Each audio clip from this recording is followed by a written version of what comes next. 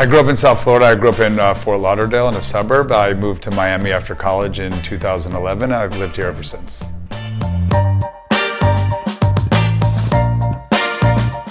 I started Papa originally to help my grandfather, who I call Papa. My grandfather needed companionship, assistance, and support. He actually needed me, but I was busy working at the time, so I thought, what if we could get Papa a young, energetic person to help him out? And I put up on Facebook, who wants to be a pal to my Papa? And it got a response. It wasn't viral, but about 10 or 15 people replied, and I found this girl, Andrea, who was from Venezuela, spoke Spanish, which is good for my grandfather, who came from Argentina, and I interviewed her, background checked her, and had her come over. And the most surprising thing was my grandpa Papa loved it, and he didn't like much, so I thought this could be a big idea. And from there I started testing with other people, and since then we've grown pretty considerably. We're available across the United States, and this year we'll do over 1 million visits in the home in about 45 states.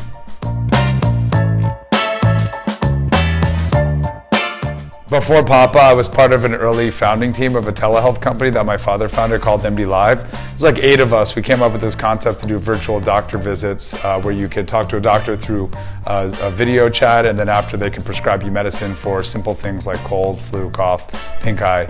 I learned a lot doing that. I learned how to build a company. I learned how to hire people. I learned how to develop strategy, develop product, and really get into the healthcare industry.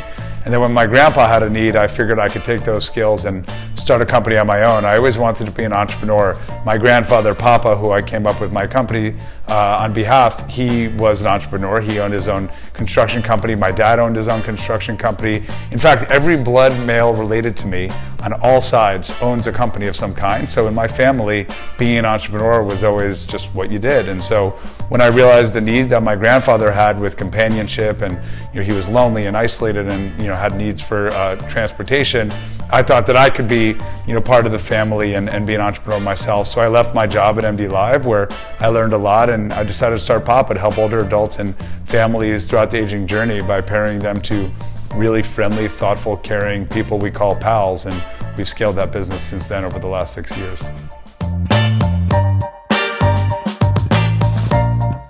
Papa takes trust and safety incredibly serious. We today have about 30,000 Papa Pals on our platform, which is what we call our companionship providers. They go through a very strict vetting process. It's an online application. It uses AI to understand what the best personality is like. It uses ID verification for things like a selfie compared to an ID, and matches that to make sure that Andrew is in fact the one that's applying. We do background checks. We do continuous monitoring of background. We do manual background checks.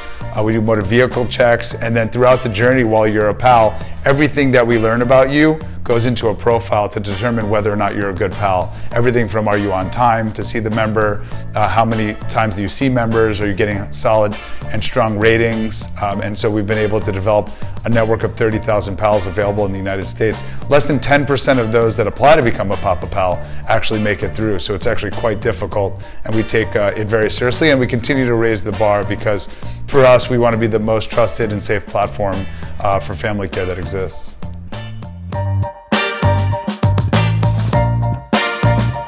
It's very easy to find Papa. Actually, if you just go to papa.com, papa.com, or call our 1-800 number, you could see if you're eligible. You may be eligible if you get Papa through your insurance carrier as a Medicare Advantage benefit, which is typically older adults.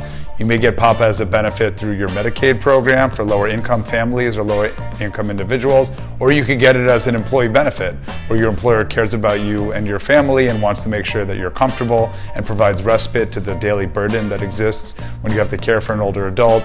And so instead of leaving your office, you could go to our app, you could call our 1-800 number, or go to our website and request a pal, and they'll go take your parent to the doctor, they'll help them in the house, they'll show them how to use technology, and really they'll help to provide companionship while providing respite to you and your family.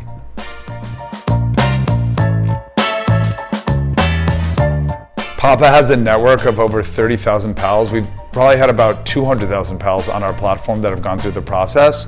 And this is, of course, very mission-driven, people that want to help, people that had personal experiences with their own family and recognize the burden and want to kind of pay it forward, and want to have flexibility and the ability to kind of work on their own schedule, and of course, get paid. And so we pay our pals on average $25 per hour, and they get to do something they love and something they care about, and the number one thing they get to do, what they're most proud of, is help people that need help.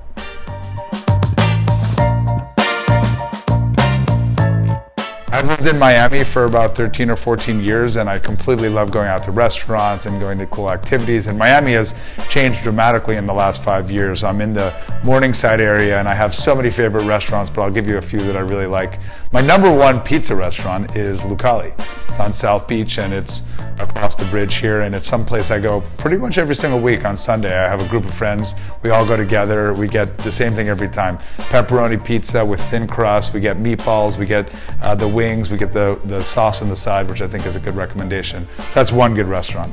Another good restaurant that I really love, that I think is probably the best restaurant in Miami, is about 3 blocks from where I'm sitting, which I may go to dinner tonight after saying it out loud, which is Boya Day, which is a hipster, unique Brooklyn-style restaurant that has very interesting thing like potato skins with caviar, amazing pastas, stracciatella, and things like that, and amazing natural wines. And they opened up a restaurant right next door, which is unique in its own way, but it's called, oddly enough, Walrus Rodeo. And it's, as they say, not a pizza restaurant. It's an oven, restaurant where they have a wood oven, an open oven, where they make all sorts of things exclusively in this pizza oven. But not only pizza, they make interesting things like artichokes and interesting pastas and beans and things like that. And it all comes out of there.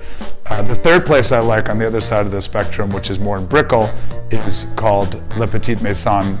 More recently changed the name to LPM. It's Mediterranean French food. They have amazing branzino, salt-crusted branzino. They have probably the best snails I've ever had. They put this interesting almond butter in it, and it's just absolutely tasteful.